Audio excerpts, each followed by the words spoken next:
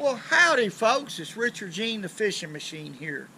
You know folks, one of my favorite ways to catch crappie is with simply a jig and a bobber.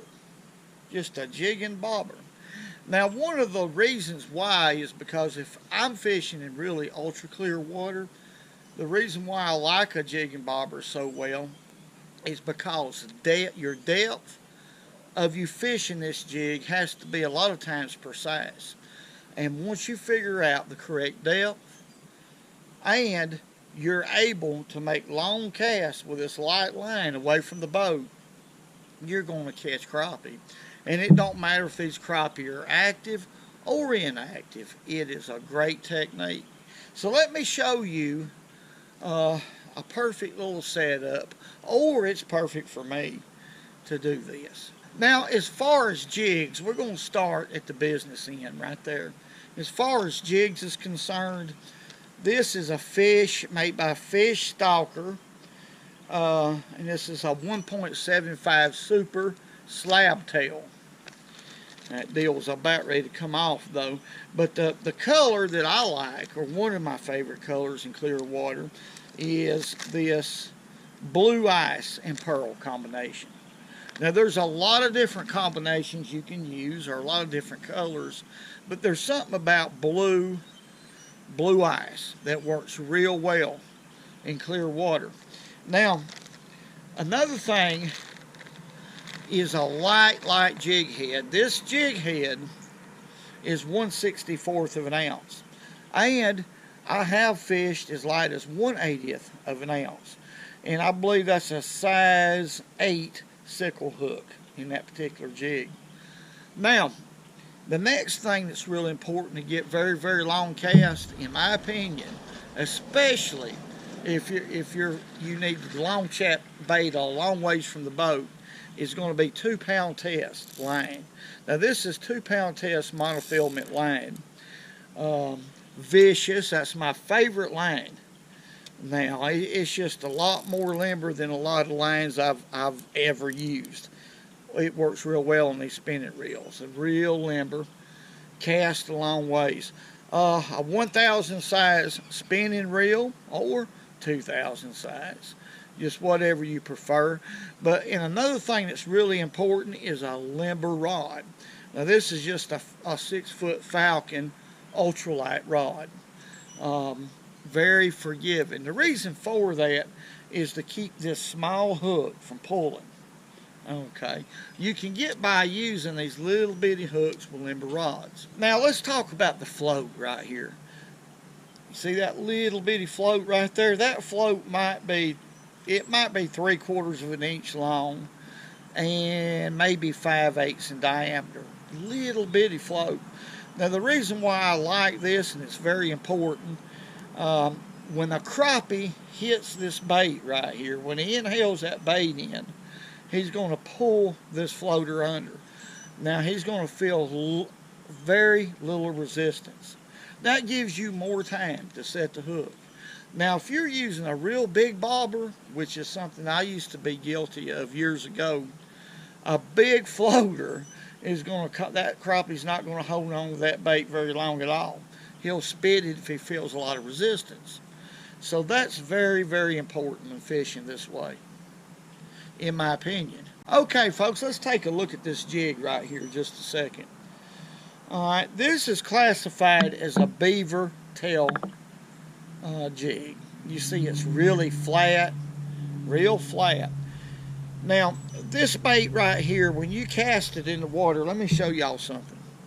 When you make a cast, the buoyancy of this plastic is going to make it rise at 90 degrees, just like that. Just like a minnow swims. Now this beaver tail has the exact and precise action to draw a strike, even from a crappie that don't want to eat. This action right here on this tail is so unique. What it does is it has a seesaw type action. And it's very, very, very attractive to a crappie, even an inactive crappie. So little bitty movements is real important. Well, okay, folks, there's nothing to do but head to the water. Let's go see what we can do. Alright folks, let's just go ahead and make a cast right there. Barely move that bait. Twitch it. Move it a couple more inches. Let it sit there. Twitch it. Real slow. We're talking about fishing real slow right now.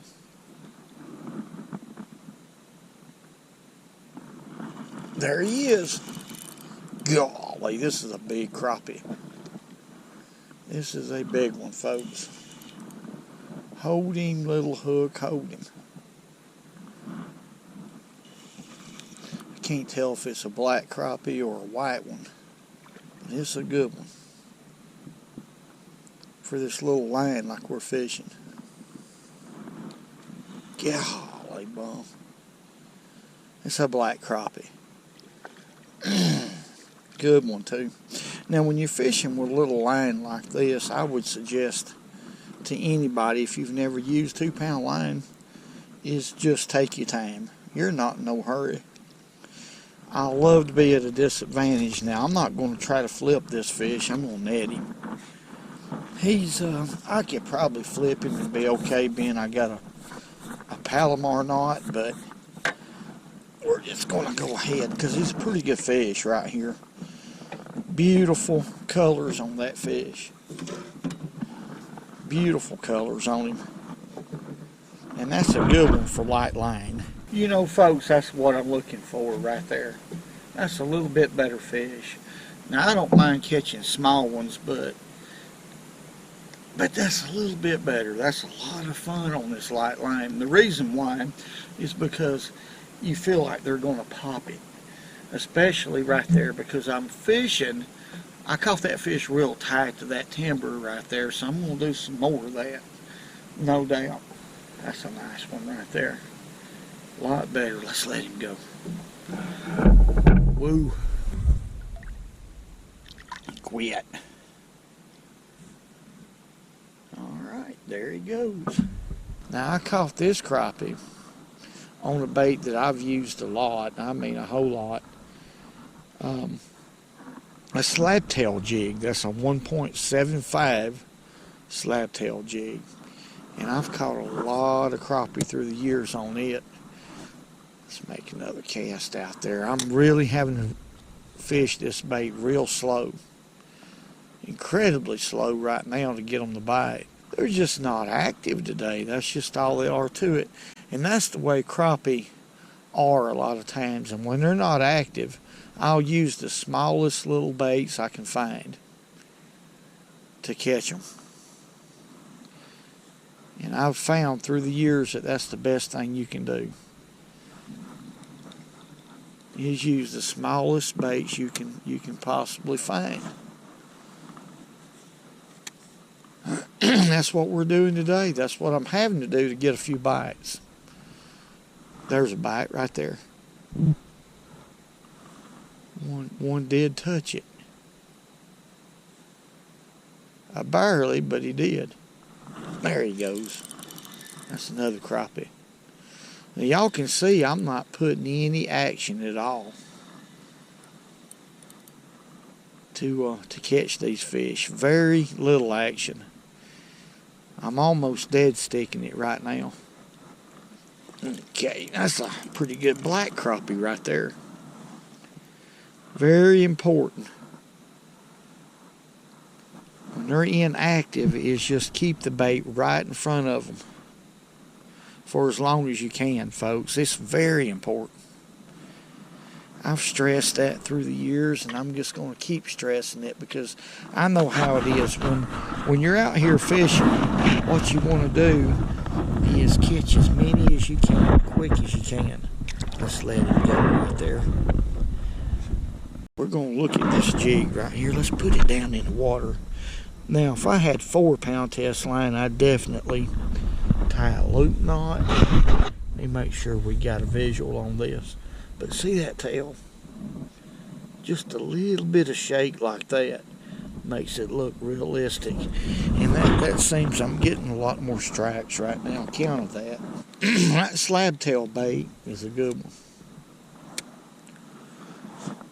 There's just something about that bait right there. Most of these baits are good, but any bait that has a seesaw type action on the tail, like that, a long tail, to where the ripples on the top of the water will actually make that tail wiggle a little bit, even if you're not working it, or if you are working it like I'm doing right now, just little bitty movements like that, that'll make that tail shimmer. So it's just going to be hard to beat a slab tail finesse crappie jig. It just is. Alright, let's make another cast out there and let's see if we can't twitch another crappie up. And this is what I call twitching, which is what I've been doing on the last couple fish. Okay, if you can see that float, I'm just twitch, twitch, twitch, twitch, and let the jig settle back up under the float and just moving it a couple inches at a time. And that's working right now. I've caught 2 fish like that, to be honest with y'all.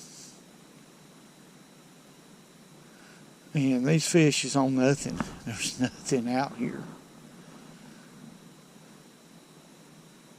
They're just laying on the bottom. One here, one there, a couple here, like that. And every once in a while, one to come up and commit. It's really an unusual situation, to be honest with y'all. And the reason why is because of all this cold weather, that we've had. They're not used to temperatures like we've had at all, and it's making them act a lot different.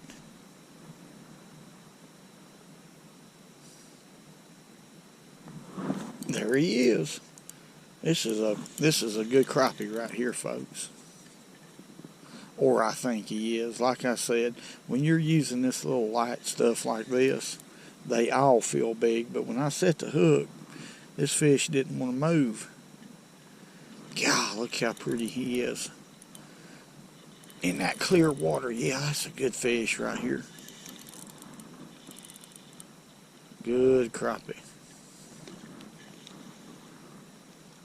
It's a black crappie too. He was just laying out there on nothing. And I mean nothing. Okay, let's go ahead. We'll just lip him. That's a good fish. Come here, boy. Look at there, what a crappie. That's probably one of my favorite jigs, is a slab tail jig.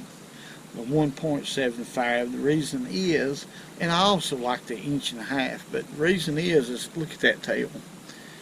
Now this fish right here I actually seen laying on the bottom, so I backed off of this crappie, about 30 feet, and I just kept fishing for him real slow in that area, just barely twitching, and then finally he hit. But that's what they're doing. They're just laying around out here on no structure at all. And I've caught 2 or 3 like that, folks. But that's a pretty black crappie. Let's let him go. He ain't real big, I know, but he's a good fish. He's 11 or, I don't know, 11 and a half, 12 inches maybe, but let's let him go. But what was neat about that is I actually seen the fish. And I've actually seen several fish like that, but they're very difficult to catch. But being that I know they're out there, that causes me to just take my time and just barely twitch that bait. Finally, they'll connect. I mean, it's all about confidence, folks. Let's catch another. Me and old Elmer and Bursell and all of us, we used to run with an old boy called Stump Leg. He had one leg just a little bit shorter than the other, but I'm going to tell you something, boy. Don't think that he could outrun all of us. He was fast. Old Stump Leg, boy, when he started going down through yonder, they wasn't no way in the world you was going to keep up with Stump. Now, you could try if you want to, but you wouldn't be able to do it. Okay. There's one. That's a crappie. Golly, what a crappie. Y'all see that? This is a good one right here. This is a good one. You talking about doing some pulling. That's why I like this 2-pound test line. Real light action rod. Ultra light action rod. It makes it a lot of fun. Water's so clear that I just absolutely... Ooh, I don't think he's hooked too good. Let's see. Now, we're gonna... Let's see. Well, I'm gonna try to just lift him in here. Golly, that's a big crappie right there. I'm gonna show that one to y'all now. That's a good one. That's a good fish. Right there. Now that is the biggest one I've caught so far. That is a good black crappie right there. Tiny, tiny bait. He's about tore it up. I'm just gonna get, but look how well proportioned, folks, that fish is. That was a heck of a fight on that 2-pound test line.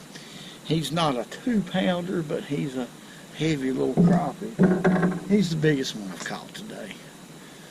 Anyway, let's just put it that way, but let's slip him back in and see if we can catch another one. Because fishing now is a sport, say it with me, second to none. Let's catch another. Boy, that's a good one. Or for today it is. And there he goes. That's the best part of it. I still see that fish down there. Where'd he? Now he's gone. I believe that's my best part of it. If you're not going to eat them, if you're not going to take them home, be real gentle with them, ease them back in the water, and somebody else will catch him. Or he'll just get big. Now, I tell you what, I like a breezy day, not a real windy day, folks, but breezy when I'm fishing this way. And if I'm fishing up shallow, you know, shallow water where the fish are shallow. I like to let the wind move this little old float for me, and I catch a lot of fish like that. But today it's not like that.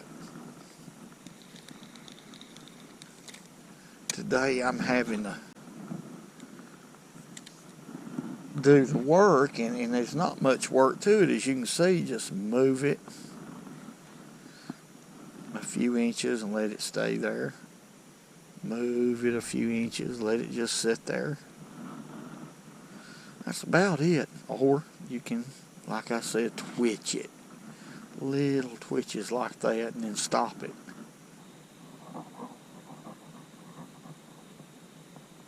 There he is.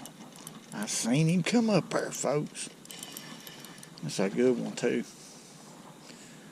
That's a good one. What I'm going to do is get away from here a little bit, because I actually see 2 or 3 more swimming right there.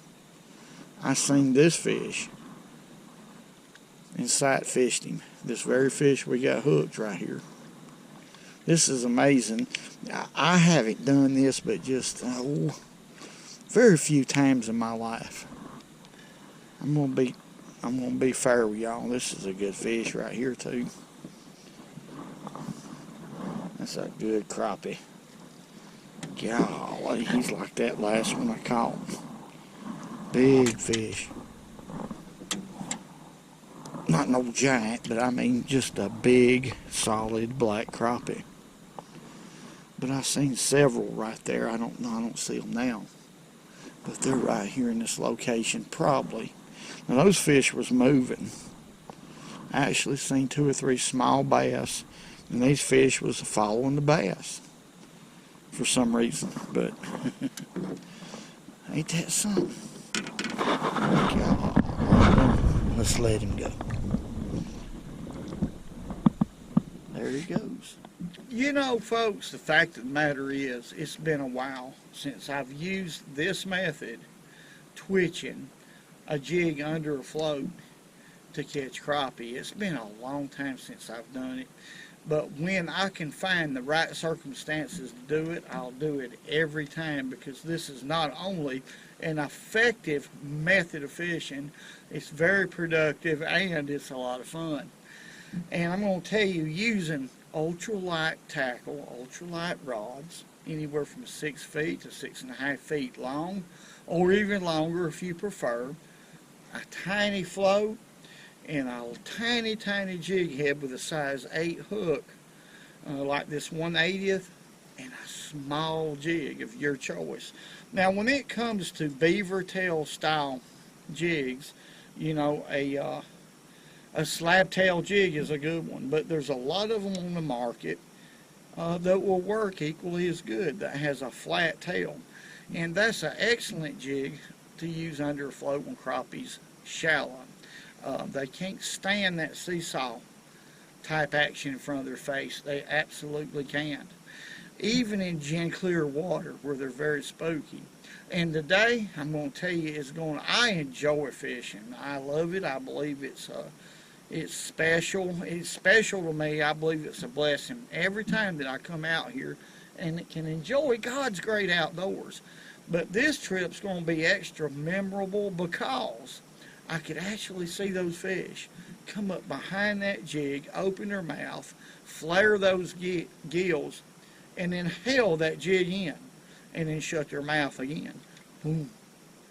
And then my timing, well, when I didn't see that white tail flashing, I set the hook, and I got them most every time. And that's the fun of fishing. It's that visual aid of seeing those fish actually hit that bait. Well, it just made it that much better.